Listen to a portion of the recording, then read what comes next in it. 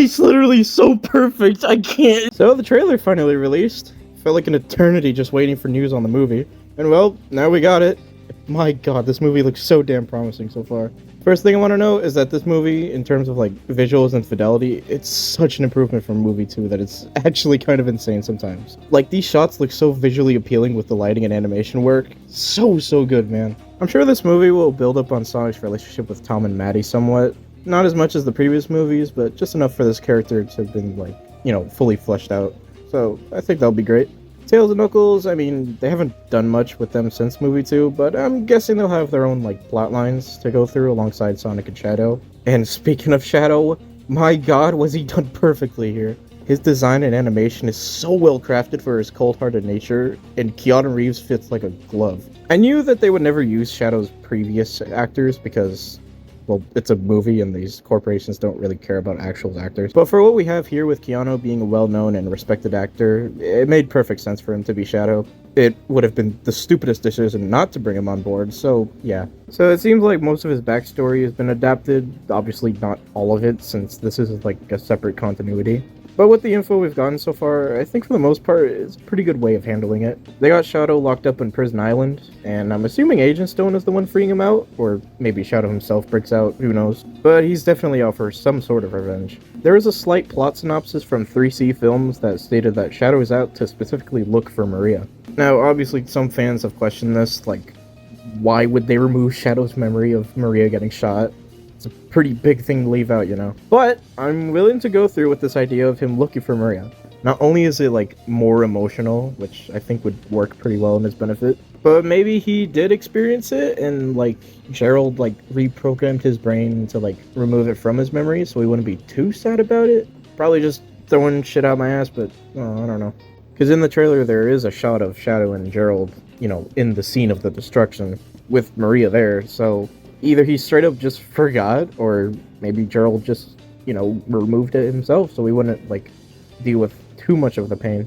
I don't know. So yeah, it seems like Shadow's backstory is going to be handled pretty well, which is a big relief, to be honest. Another point of contention I've seen with people is Sonic working for Gun to, like, basically track down for Shadow.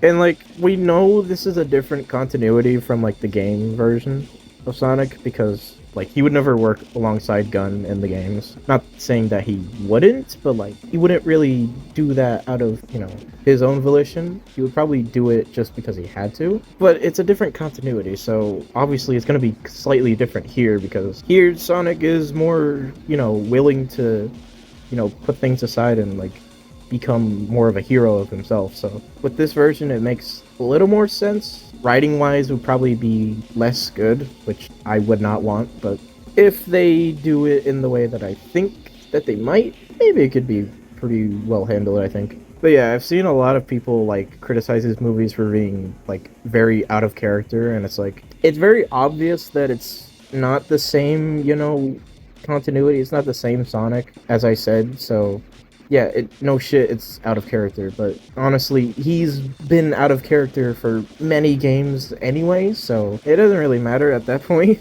I don't know. Obviously doesn't excuse bad writing, because, you know, that isn't ever an excuse, but, you know, it's just like a different version of Sonic for, like, you know, main audiences, so I can't be too mad about it, even if it's slightly worse, but I don't really care. It's a more fun twist on him. I kind of like it. Eggman returns in all his fat glory. You love to see it. I kind of like how in character he feels about like being desperate for recognition. So if his plans of ruling the world don't work out, just save it instead. It also kind of ties into the more like deeper thoughts of needing a world to conquer. If the world were destroyed, why bother, you know? Kind of ties back into those like deeper Sonic themes of light and dark needing each other to keep the cycle sustainable. And I always like that, so it potentially being sort of part of Eggman's character here, yeah, that's I like to see it. Also, people have brought up that Eggman might use Sonic's quill to create like Metal Sonic, and I can see where they're coming from. Maybe even mess with the idea a little bit, but I don't think that'll happen personally. The main focus is more about Shadow being the main antagonist, so I don't see how that could work. I don't know if they can fit all that together, but who knows. And last thing I want to mention is Gerald Robotnik, revealed to be alive somehow. Now it seems like he's gonna be more of like a jokester character, much like Eggman, and, you know, I don't advocate that. Like, I know the the backstory for Shadow is a bit rewritten, but here it's like he needs to be like part of that. He needs to be a main, like, driving force behind the impact of his backstory. So making it a kind of a joke is kind of rubs me the wrong way. But here's one thing that I thought of before. Now, what if he was like hiding this whole time and he's been secretly keeping check on Project Shadow? Or hell, what if he was the one who releases Shadow during the beginning of the movie? And maybe this scene here is like sort of a cover up to Eggman to like kind of manipulate him in a way.